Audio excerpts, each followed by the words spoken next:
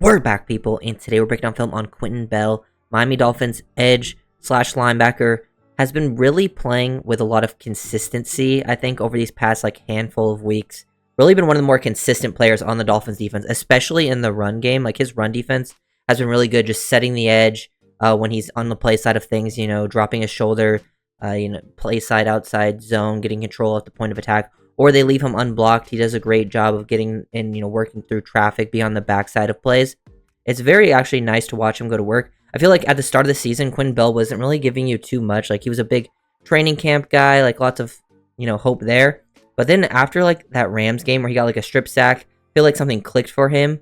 Mainly as a run defender and in coverage. He's done good.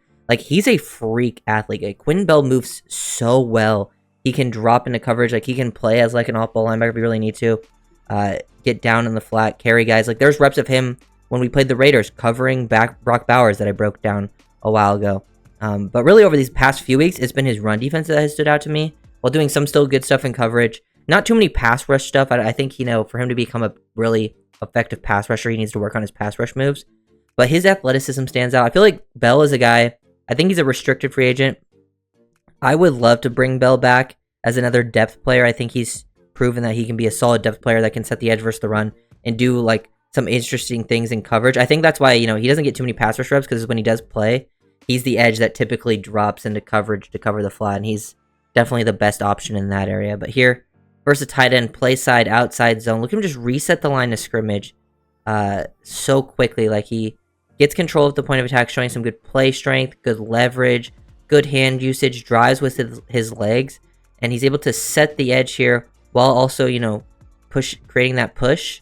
So then Jacobs has to cut this back to the inside. Once he sees that, boom, peel off of it, stack, shed, make that tackle basically at the line, where, ends up going back to the line of scrimmage. This is just really good work on a play side, outside zone run. He gets control at the point of attack. And it's not like and he's doing this versus tight ends, but even versus when he goes versus tackles, he's not getting super washed out of the play. He's holding his own, especially for a guy that's kind of like a tweener, that's more in between a edge and an out linebacker type, but he does a really good job there. And there's just been examples of that all over the film. Here's another example, holding his own at the point of attack versus a tight end. Again, they try to get some outside zone, he uses that inside, that right hand, boom, into the sternum of the Jets player, get control of his outside half. You're controlling outside half, boom.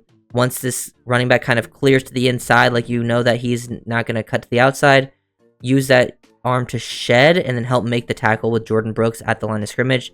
He's just doing a really good job understanding his run fits, doing his job on a consistent basis in the run game. I think he's been one of your more, probably your most consistent edge run defender. And I think that's why, I've trusted him more in recent weeks, is because he's just doing his job. Not a lot of super, flashy plays like he had, versus the Rams, that strip sack, and then the plays versus Bowers in coverage. But over these past few weeks, it's just been quality run defense after run defense. Here's another great example of great run defense. They're, pulling the right guard. They're running some counter action here. Pulling the right guard, who's going to be your lead blocker through. And then the fullback is the kick out guy. He's left unblocked. He sees what's going on. Drops his shoulder into 83. Doesn't get kicked out, at all. Shows power, core strength at the point of attack. Calais ends up winning and blowing up this play, but, he does a great job where, you can't really bounce this away from Calais. They just play this really good in unison. This is exactly what you want out of, your force defender. Meet this guy at the point of attack, constrict the run lane here, but also still have the outside half, so if Mixon does try to bounce to the outside, you can still make a play there, and he has the athleticism and the range to get there. And he's just making, good instinctive plays, too. He understands, his job and what needs to be done, and helps, with Campbell winning there at the point of attack. He's also been very effective, I think, all season long when he's left unblocked versus the run. If he's on the backside of an outside zone run, here, they're trying to work some split flow, and they kind of leave Calais and Bell unblocked, so I think there's a miscommunication there. So since this guy is now trying to kick out Calais instead of Bell, Bell's left free to just get down the line of scrimmage, help make that tackle. He does a very good job of, adjusting his angles, and you could just see, how naturally explosive he is, because he's just doing, a little shuffle, and you could see, each step looks like he's about to just explode out of it. I feel like he's just such a natural mover, and his athletic numbers clearly back that up. But it's just another good play versus the run, and doing it in different situations. Another example of this, kind of left unblocked there. The fullback's going to kick him out. He takes use check on at the point of attack. use his hands to separate, shed, peel off of it, help make the tackle on Debo, who is going to work past it, get a nice run. He's able to peel off to the inside. Another just good example of Bell being heavily involved in run defense over and over and over again. And there's so many reps like this. Here he sets the edge again, this time versus tight end Dalton Schultz. Reset the line of scrimmage. He's going to push them back. But it's not like he's going too far upfield where, like, it's going to create a lane, like a huge lane. Sometimes if you're not in sync with your defense, everyone needs to be in concert. And he resets the line of scrimmage, set the edge, get that outside half just in case Mixon, once he sees Mixon, commit to the inside. Boom. Stack, shed, peel off, help make that tackle. Maybe could have, made this a little bit less of a run game, but with how much space there was to work, like if he doesn't make that tackle, it was going to be a big one. Quinn Bell continuously being effective in the run game, even when he's not making the tackles, like he is doing his job. Run fits. It's all about that defensive front, that front seven, maybe a nickel defender being involved together. And here he's setting the edge again. He actually doesn't get called for holding here, but he probably should have. Once he sees Mixon commit to the outside, like he gets control, he's ready to build off. He gets held, so Mixon does get to the outside of him. But even though he gets held, he's still able to make Mixon like take this wide angle. He's not just like instantly getting there. And by him forcing that wide angle while also getting held, it allows Ramsey to get there and make that a negative yard gain.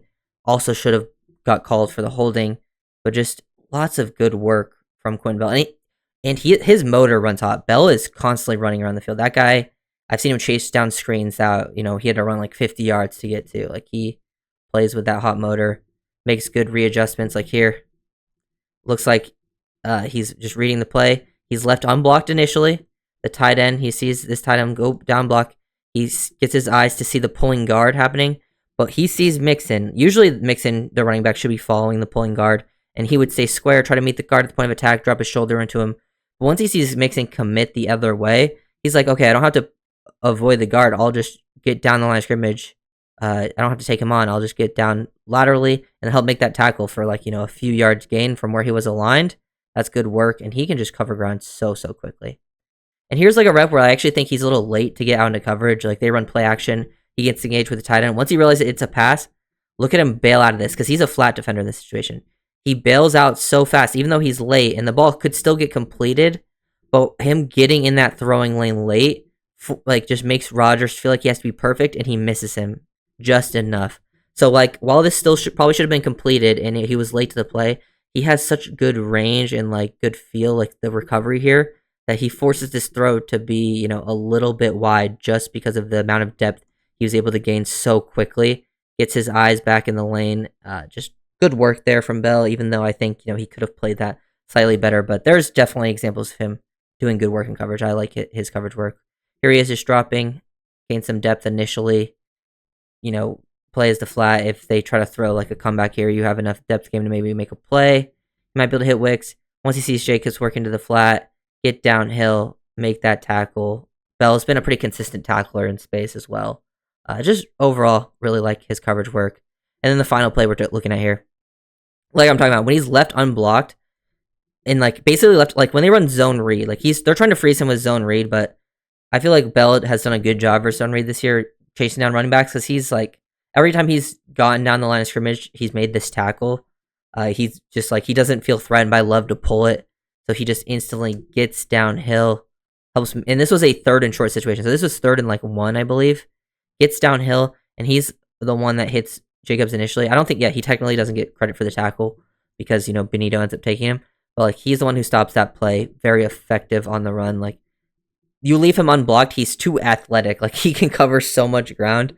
And he's playing with more instincts, I feel like, than he has throughout his entire career, specifically versus the run. If he gets a better feel as a pass rusher, he could really actually become a high, an impact player that could even be a big part of your rotation next year. But to me, I'm I would love to have Mac as your edge 4, edge 5 guy, because he'll be cheap. He's clearly an athlete. He plays with physicality, so he can make an impact on special teams. And then also, if you want a guy to go out there and do some good work versus the run, or you want an edge that can drop into coverage, Quinn Bell is pretty good at that. You're not going to find too many guys that are solid run defenders, but also that can play edge, that can also consistently drop into coverage and be not a liability. Those are actually pretty rare to find. So that's why I would like to have Bell back on the cheap. And I feel with all the holes the Dolphins have at certain positions, edge, you kind of just need some depth, and might as well bring someone back who's will be familiar with the system.